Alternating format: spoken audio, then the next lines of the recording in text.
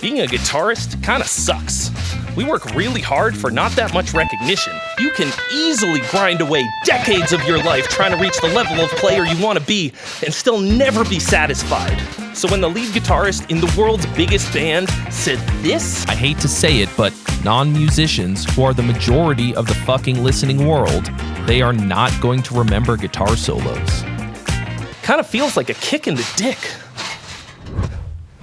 Have I wasted the last 27 years of my life on the guitar?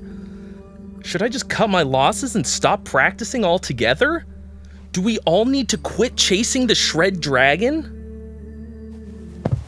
No, because Kirk, love him though I do, is wrong in this case, and I'm gonna tell you why. Where are you going? We still have like 25 minutes left. Oh, right. Sorry, I got excited.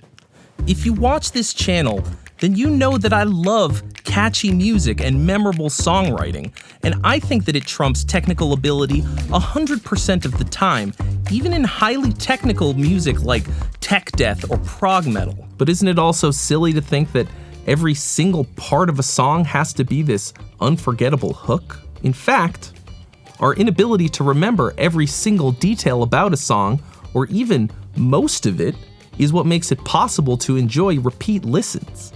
If we could remember everything about it, there'd be no reason to listen to it more than once. So then why are guitar solos less memorable than any other part of the song? I think it comes down to one factor: speed.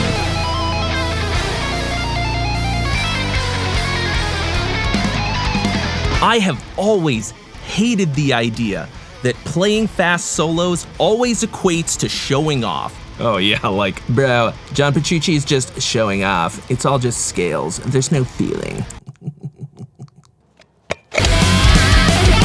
Speed creates excitement, and excitement is a feeling.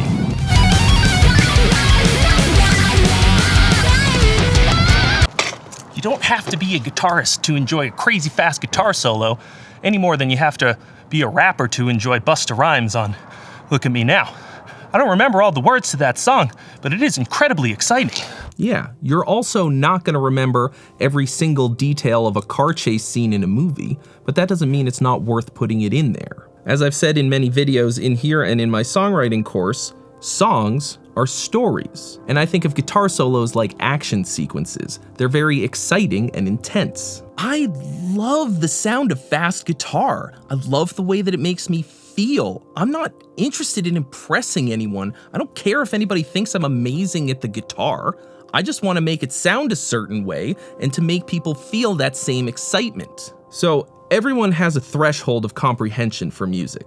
Non-musicians might hear a Kirk Hammett solo and an Alan Holdsworth solo and think of them as being equally skilled, which sounds insane if you play the guitar, but that's because your threshold of comprehension is much higher than theirs, and you understand better what it takes for each of them to do what it is that they do. But these non-musician average listeners aren't thinking about the difficulty level at all. They're experiencing the music emotionally. The things they'll take with them are the memories of how it made them feel.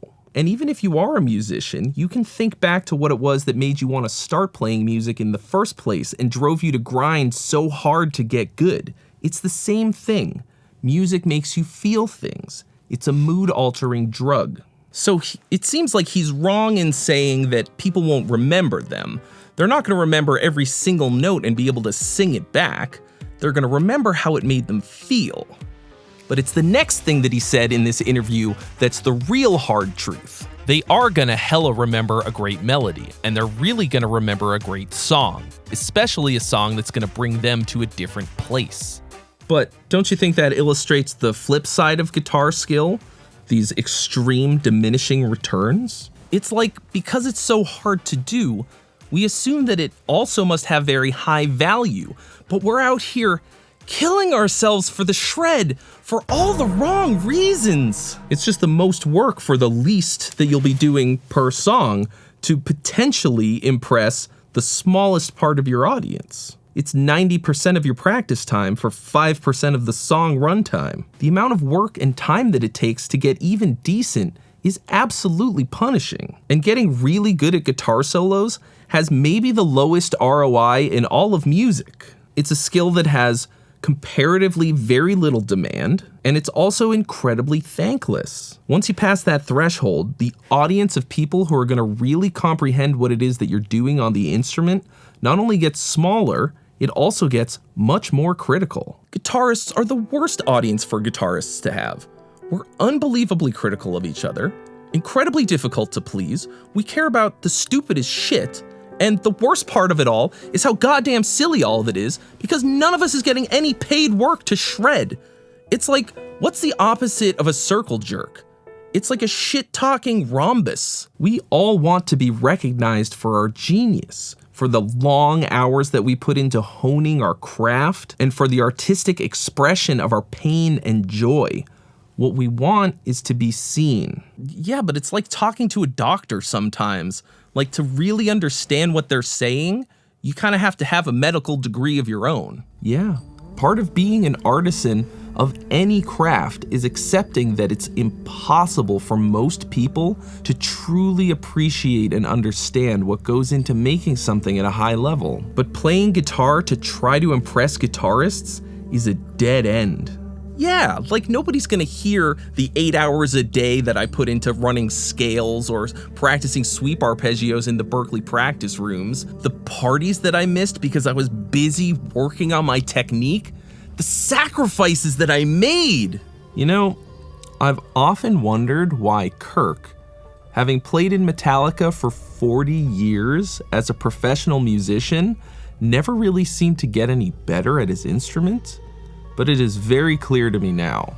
He's above the threshold. Yeah, he's above the threshold. Most people will listen to his solos and be like, damn, he shreds. If it was Per Nilsson or Jason Richardson or Steven Taranto ripping solos in Metallica that were 10 times crazier, they probably wouldn't notice the difference in skill. Instead, Kirk plays pretty good solos on some of the greatest metal songs ever written. Songs that artistically tower over the technical ability needed to play them.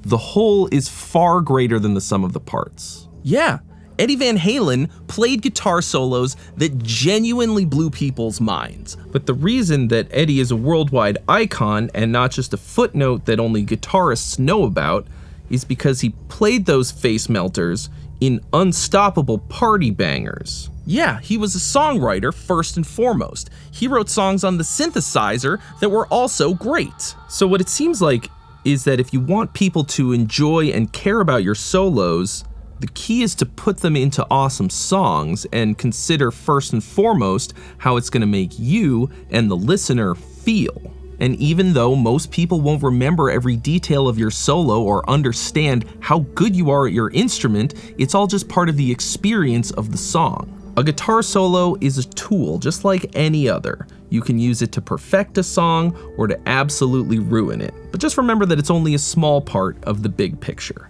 People won't remember your guitar solos, but they'll enjoy them as part of a great song. And if you want to learn how to write great songs to put your guitar solos in, you can take my course, which is called Complete Rock and Metal Songwriting. And if you want to make your songs much more exciting with some cool transitions, then you need to watch this video right here. And I'll see you real soon. And I'll see you next week.